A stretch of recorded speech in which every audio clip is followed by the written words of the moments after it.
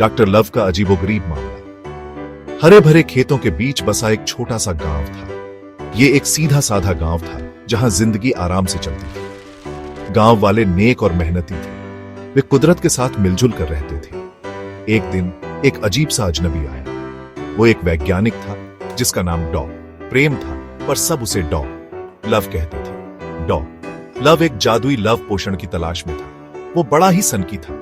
उसके उलझे बाल और बेमेल मोजे थे। डॉ लव ने अपनी अस्थायी प्रयोगशाला एक पुरानी वीरान झोपड़ी में बनाई। गांव वाले इस अजीब आदमी और उसके और भी अजीब प्रयोगों को देखकर हैरान थे। उन्हें क्या पता था कि उनकी जिंदगी और भी दिलचस्प होने वाली है। लव पोषण का फियास्को। गांव वालों में बबलू नाम का एक जवान लड़का था। वो गांव की सबसे सुंदर लड़की राधा के प्यार में पागल था। राधा दयालु और सौम्य थी। उसकी मुस्कान पूरे गांव को रोशन कर सकती थी। बबलू उसका दिल जीतने की ठान चुका था, लेकिन वो बहुत शर्मीला भी था।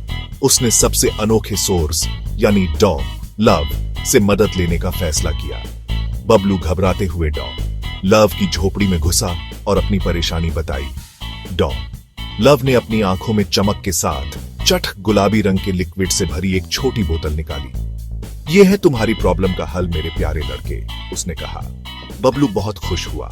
उसने डॉ लव को खूब धन्यवाद दिया और पोषण आजमाने के लिए बेताब होकर गांव वापस भागा। व्हिस्कर्स का कहर। इस बीच राधा घर पर अपनी प्यारी बिल्ली व्हिस्कर्स के साथ एक शांत दोपहर का आनंद ले रही थी। व्हिस्कर्स एक शरारती बिल्ली थी जिसे मस्ती करना बहुत पसंद था। उसे अपनी पूंछ का पीछा करना, तितलियों पर झपट्टा मारना और जहां भी जाती थी उत्पात मचाना अच्छा लगता था। जैसे ही बबलू राधा के घर के पास पहुंचा, वो एक आवारा बाल्टी से टकरा गया।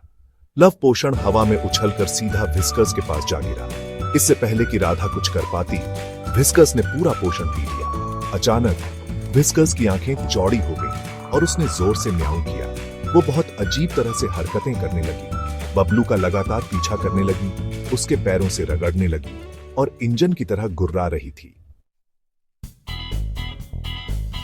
प्यार की मीठी सादगी। प्यार में पागल बिल्ली द्वारा पीछा किए जाने पर बबलू को देखकर गांव वाले हंस हंस कर लौटपोट हो रहे थे। राधा शुरू में थोड़ी कंफ्यूज हुई, पर इस अजीबोगरीब सिचुएशन पर वो भी अपनी हंसी नहीं रोक पाई। हालांकि बबलू शर्मिंदा हो गया। उसे एहसास हुआ कि पोषण एक गलती थी। उसने सीधे राधा के सामने अपने दिल की बात कबूल कर ली, अपने दिल की सारी बातें बता दी।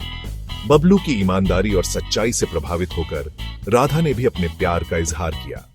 उन्होंने एक प्यारा सा पल शेयर किया और ये एहसास हुआ कि सच्चे प्यार को किसी जादुई पोषण की जरूरत नहीं होती। ये देखकर डॉ लव अपना सामान समेटकर गांव से चला गया।